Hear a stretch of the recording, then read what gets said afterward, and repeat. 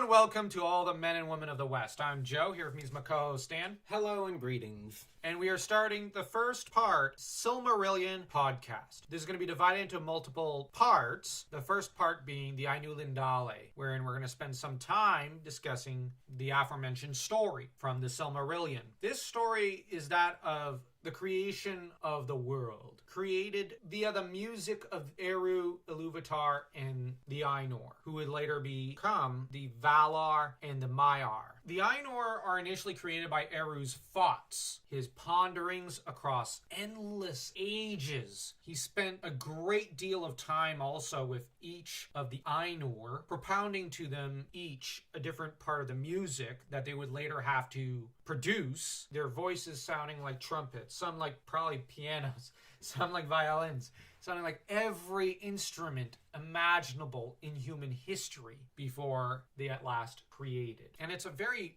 very melodious, but also almost frightening story of creation. It is biblical in its proportions. Every character had a role in the music. What's fascinating is also that while he doesn't appear in the story, Ulurin, or Mithrandir, or as we know him, Gandalf, was here. Saruman was here. Sauron participated, as did Morgoth, or as we should know him in this story, Melkor, as well as Manwë. They all participated. Aule, Tulkas, Ulmo, my favorite, they all had their role to play in the music. What's interesting is also that the flame imperishable is mentioned as being with Eru, Iluvatar. The flame imperishable in Catholic belief is the literal spirit of creation, the fire that God creates with. In Catholic beliefs, or Catholic metaphysical beliefs, it is believed that the flame imperishable is also the Holy Spirit. And in a sense, it's God himself.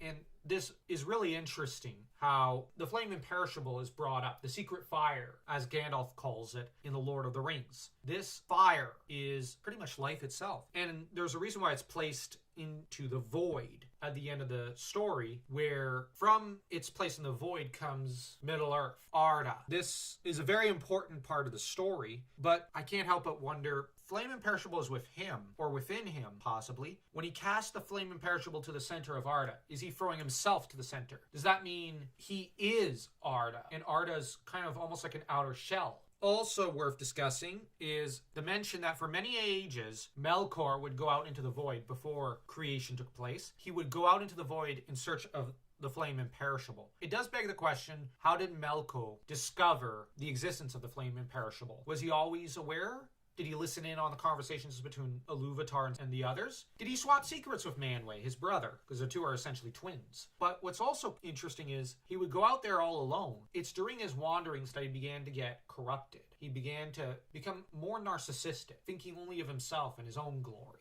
These two different major ideas are, I think, worth exploring. Now, in a previous video, I explored how the music of the Ainur, they do it in 3 waves. The first wave seems like a battle which Melkor wins. The second battle is very close, but Melkor wins by the skin of his teeth. The third victory goes to Manwë and Eru Iluvatar, which that's kind of what goes down at the end of the Third Age. If you want more detail, go check out the Mystery of the Ainur video. We go into detail on that. And what were your thoughts on what I proposed when Eru cast the flame? Is he casting himself into the center? Is that why he rarely ever interferes? Now, he does interfere in the Second Age to destroy Numenor. Maybe one reason why he doesn't interfere too much is that he kind of can't on some level. Part of him is still in the Timeless Halls, but maybe the larger part of himself is inside Arda. Now, I'm not saying that's a certainty. That's just a theory, an idea. It wouldn't be the first mythology where primordial deity split into multiple parts.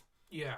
Some of them inaccessible to him or her, others that contain their power, other parts that become their own entities. Exactly. In this case, it's complicated. Eru, just to disprove my own possible crackpot theory, there is mention that Gandalf is a disciple of the secret fire, and that Eru Iluvatar, who exists outside of Arda, can still create. So there is that element. But we cannot deny that the power of creation lies at the center of Arda, and that it still has a connection to Eru, but that Eru Iluvatar might have contained the flame within himself. There's some sort of connection there, and it's a very complex idea, I think. If Tolkien was still alive or Christopher was still alive, it'd be interesting to get their insight on this discussion.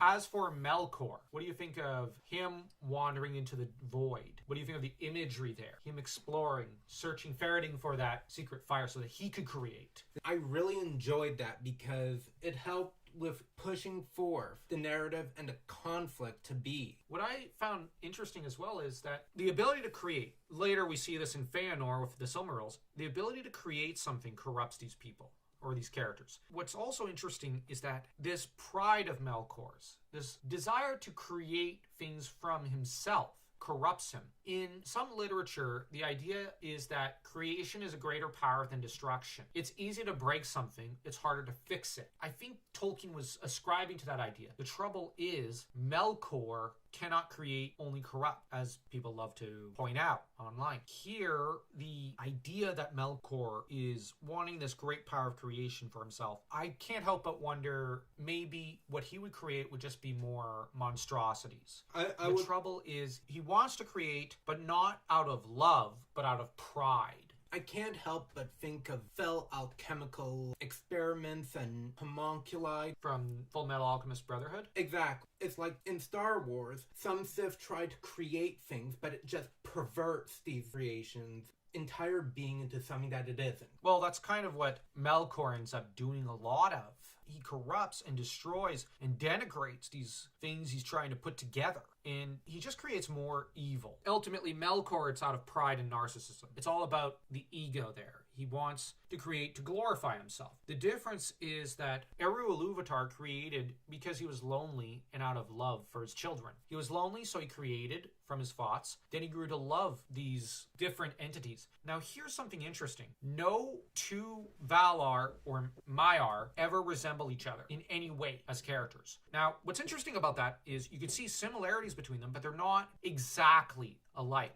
Saruman and Sauron have a lot of similarities, but there are key differences. You have Aule and Melkor, who are both smiths. There are very many similarities between the two, but they are fundamentally different. What I'm thinking is maybe when Eru Ilúvatar created, for example, Manwë and Melkor, he took them both aside and propounded his ideas of their theme of the music. The thing is, Manwë came created from his thoughts with a certain role placed upon him. But he could have just been an empty automaton to do whatever Ilúvatar wanted. So when Ilúvatar took them aside, he breathed not the breath of life into them, as one might say with Egyptian mythology, as Amun-Re and Thoth are prone to doing in that mythology, but he breathed into them will, independence, and their own personalities, sort of. They could either be corrupted, or they could end up purifying themselves as time went on into holier versions of themselves. The notion I've once heard is that once Ilúvatar creates something, it's separate from him.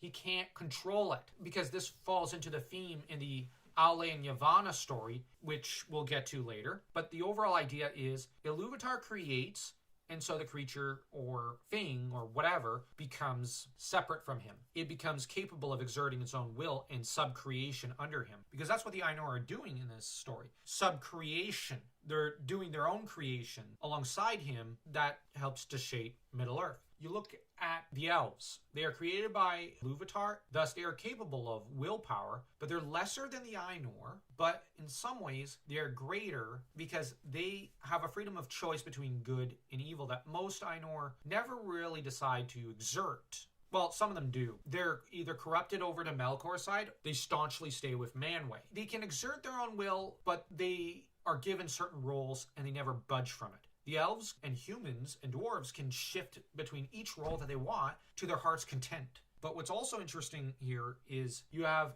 in this case, will would have been introduced before the Discord of Melkor, which means individual will and desire predates Melkor's corruptive influence. So an aspect of that will to be Melkor's narcissism, pride, and there might have been a part of that was always there. I'm going to argue with Melkor, no, he wasn't always supposed to be a narcissist. He became that way when he began to... My theory is, and the way I'm reading it, is they all had their own individuality, right? Yes. Like, they all had their own personality. What happens is that Manwë, for example, decides he's going to stay close to Daddy. He's going to keep tugging on his sleeve. He's going to go, hey, Daddy, pay attention to me, and I'm going to be a good little boy. Which I'm not trying to demean Manwë. I really like Manwë, by the way. But Melkor said, "Nah, I'm gonna go get a bike. I'm going cross-country biking. I'm gonna have fun here." He got on his motorcycle, like, I don't know, Masamune Date from Sengoku Basara. I think he's got a bike in there. No, his reins of his horse is more shaped like a motorcycle's handlebars. The thing is, there's a theory that when Melkor went out into the void, something corrupted him there. Now, what I hate is some fans want to use this to go, aha, Cthulhu's there! I'm serious. I hate Lovecraft horror. Cthulhu. Yeah, I don't like cosmic horror either. I find it boring because it's always the be-all, end-all answer for everything. For me, though, I tend to think, okay, I'm going to go back to the idea of Lord of the Rings here real quick. It's not the end so much as the journey. The journey is what changes the characters. It's not the last thing that happens that ultimately changes them completely. It does affect change. I mean, the Scouring of the Shire cements a lot of the changes that the heroes, such as Pippin, Merry, Frodo, and Sam go through. Story is about the shattering of their image of the Shire in a way as a peaceful place to come back home to after all the traumas of the war that they've fought in has been cemented into their minds. With Melkor, it's the journey into the void that corrupted him, but then when he comes back, he makes the decisions that ultimately corrupt him further. That's concretizing the changes that he's been kind of doing to himself when he went out into the void, when he went out to explore for the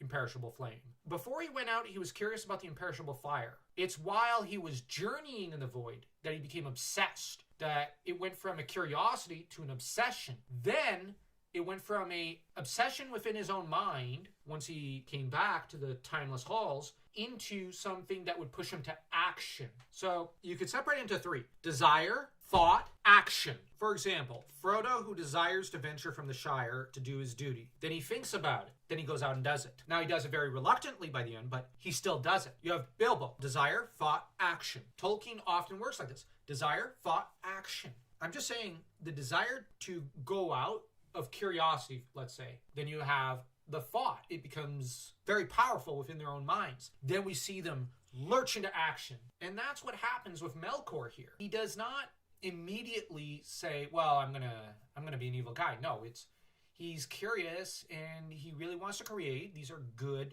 qualities. And Tolkien often shows corruption through good qualities rather than them just being evil for its own sake, typically. Although there are a few characters like that, but let's be honest, you've got Sauron. He wanted to bring order and stability to the world. But then that desire started to become an obsession within his thoughts and his mind. So then he initiated into action. You have, if I was to draw from another medium or franchise, Anakin was driven to evil by love for Padme. Yes, he wanted to save his wife, but he also wanted to make Obi-Wan proud. These two desires intermingled and Palpatine took advantage of them. Then it began to become the driving force behind his every thought. Then he, initiated it into action. And I know that this seems very basic. Desire, thought, action.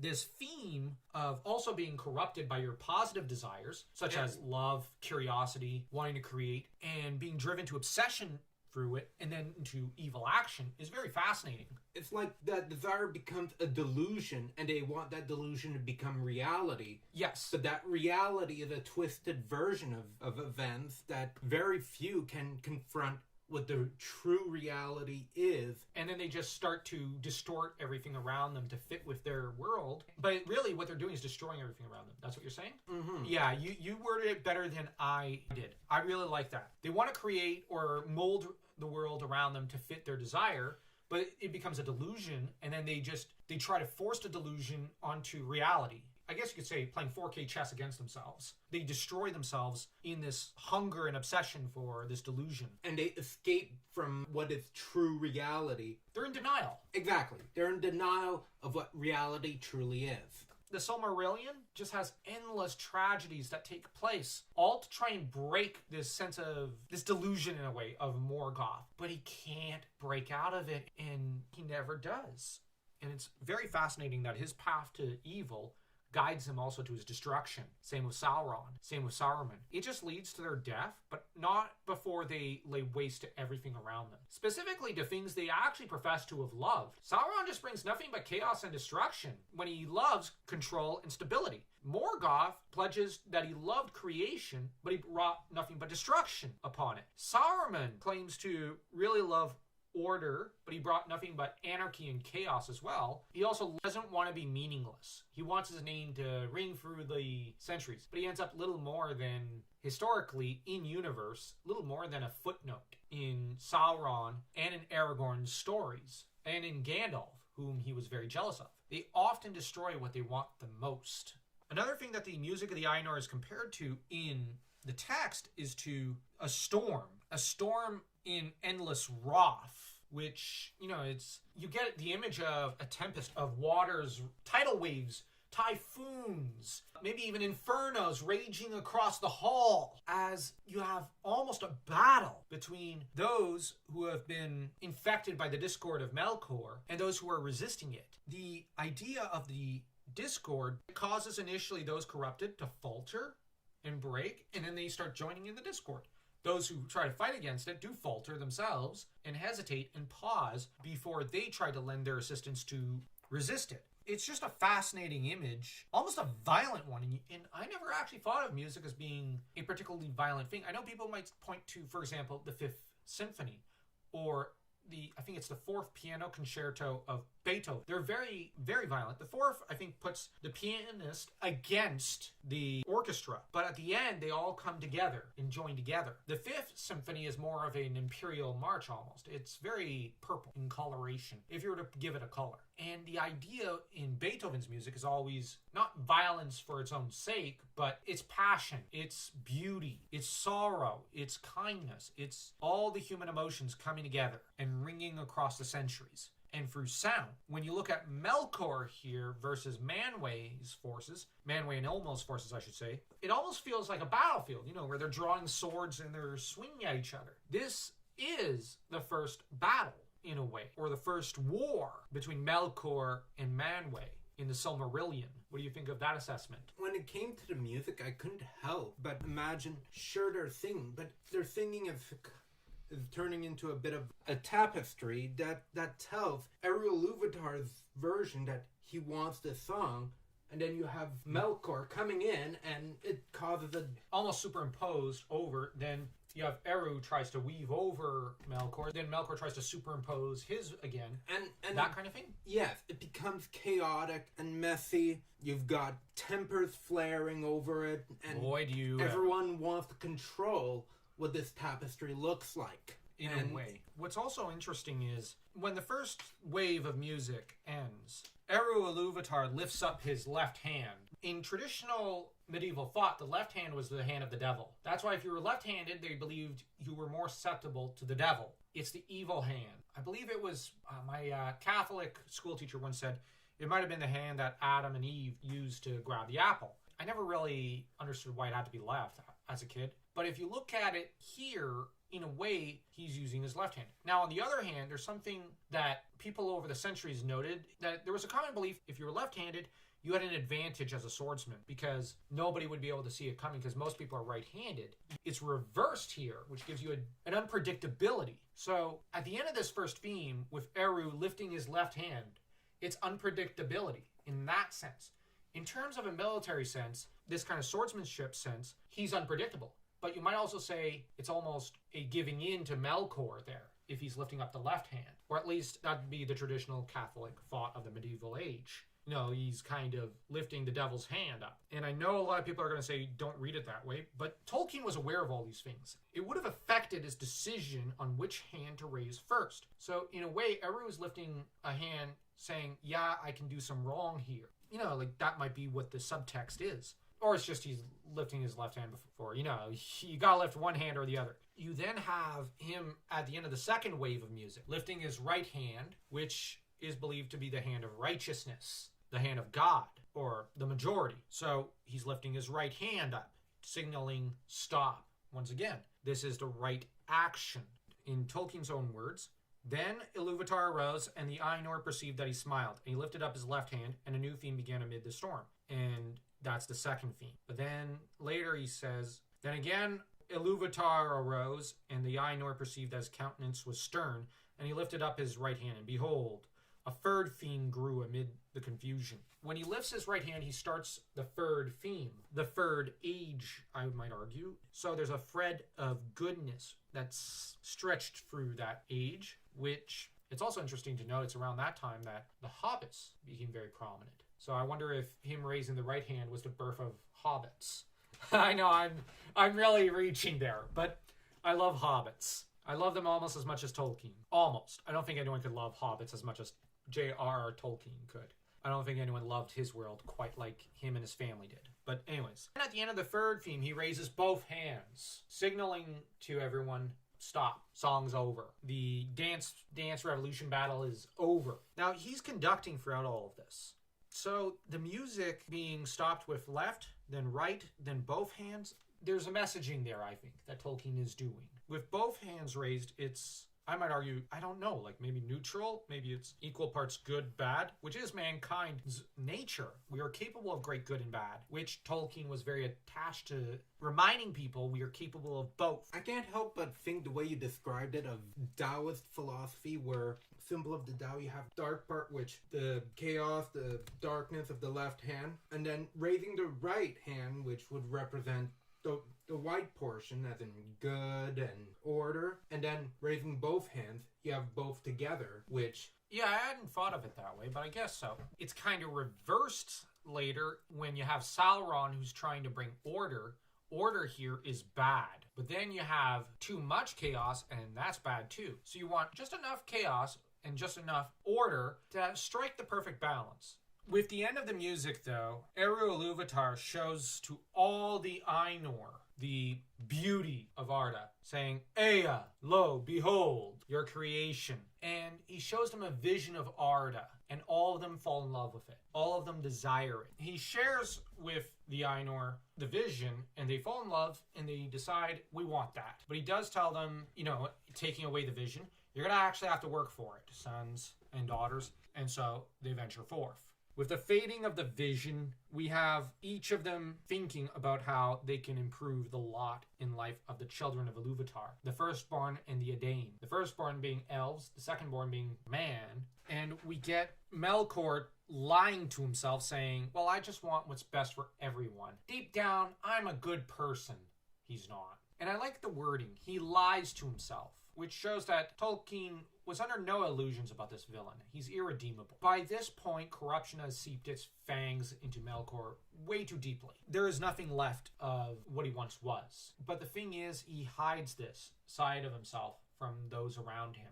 Oftentimes, corruption and destruction starts with the person. Mm-hmm. It's like he wants to obsess about corrupting everything that the first one he corrupts is himself. I will argue, I don't think Ilúvatar realized just how deep ran the corruption on some level. That's me wanting Eru Ilúvatar to kind of be fallible. But on the other hand, it makes more sense that he does realize on some level how far Melkor has fallen. So I do like how some would read there that Ilúvatar is all-seeing in a way. It makes sense. But Ilúvatar warns Melkor, whatever you have in you has to have come from me first. There's nothing you have done that isn't too far for me to have done. Now, a lot of people say that means everything is predetermined. I argue no, and I'd also argue that instead, Ilúvatar's warning, I could have ended up like that. Be careful, son. If you keep going any further, you're going to damage yourself further. That said, the other argument against predetermination is that's stated outright in the Akallabeth that Eru Ilúvatar changed his plans. That the destruction of Númenor was never his intent, and that he had to reshape Middle-earth and rethink his vision of Middle-earth. So we do have an acknowledgement that not everything is decided ahead of time. That Eru has his hopes for how things will turn out. It's just that Melkor and Manwë do have individual will, and things do blow up in your face when you have individual will. The other thing is, Ilúvatar actively tries to make peace between Ulmo and Melkor. Now, Melkor had a lot of ice and fire in him. Eru tries to tell Ulmo, your realm, which is the seas, which has more of the music of the Ainur than any other part of the world, which that's linked to Tolkien's passion for the sea, and the stars are also a main passion of his, but we'll see that later. We have the sea, which is magical and beautiful and whatnot. Because of Melkor's corruptions, it freezes, or it becomes gaseous. This is Melkor's influence. And Iluvatar tries to tell his two kids, listen, Melkor is kind of helping you out here. He's made water more beautiful in a way. And Ulmo kind of goes, yeah, but I still don't like him. Ulmo and Manwë form an alliance against Melkor, which the trouble is, by the time that this father-son's discussion happens, Melkor's now decided in his mind, I'm going to enslave the children of Iluvatar, which that's a big leap from I'm going to create for them, but not really, to they're my slaves. Melkor has by now done a huge leap in thought. And it's not that far, but at the same time, I can't help but think there's time that's passed. And there's constant mentions to time passing. What's also interesting is that there's talk of the deeps of time being amongst the stars. And this means that Eru Iluvatar's throne and realm can be found in the stars, which is a beautiful, very traditional mythological sense of things. What's more is that we got some Ainur who descend into the world, who call themselves the Valar, powers of the world. And while the Valar are astounded by the vision and feel a deep sense of loss at its disappearance, their chiefs seem to be Manwë, Ulmo, Ale. Melkor was supposed to be one of them, but he's interfering everywhere, as mentioned on page 8 of the hardcover edition I have. We also get around that, on page 9, the mention that Manwë and Melkor are brothers. We also hear at this point of Manwë calling to himself many a spirits from the halls of Eru Iluvatar, spirits that I think take on the shape of the Maiar. Other greater spirits become the other Valar. Aule and Ulmo have already heeded the call. There are a few Valar who come late, such as Tolkas, but for the most part, they answer the call, and the Valar finally take shape and hue. What's interesting is that it's mentioned that their physical shape that we might perceive is as raiment to the Valar. Raiment being an older term for clothing. And this literary decision is a very fascinating one, where the idea is Eru Iluvatar is beyond our imagining. But so are the Valar. They are so unimaginably mighty in comparison to us mere mortals that taking shape itself is something they have to consciously do. They don't really have a shape. They wear it like raiment. From what we know from, thanks to Morgoth's Ring and Nature of Middle-earth, is that this raiment, this incarnation, is not something they do lightly. The Valar don't take shape for very long because it can be dangerous for them.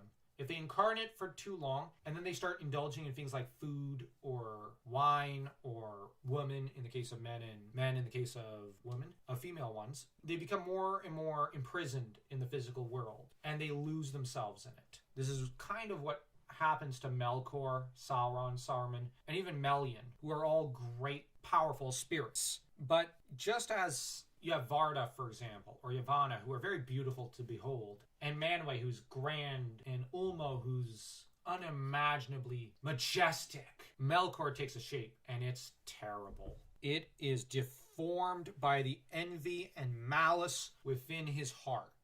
The quote here says that, and he also took visible form, but because of his mood and the malice that burnt in him, that form was dark and terrible, and he descended upon Arda in power and majesty greater than any other of the Valar, as a mountain that wades in the sea, and has its head above the clouds, and is clad in ice and crowned with smoke and fire.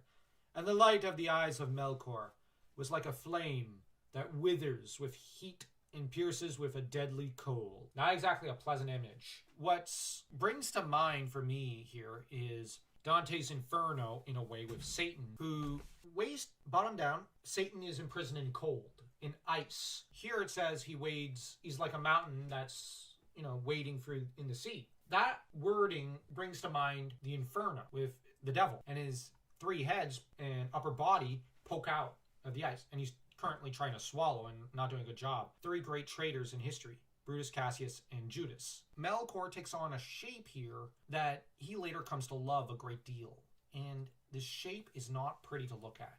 It's deformed by his envy and malice.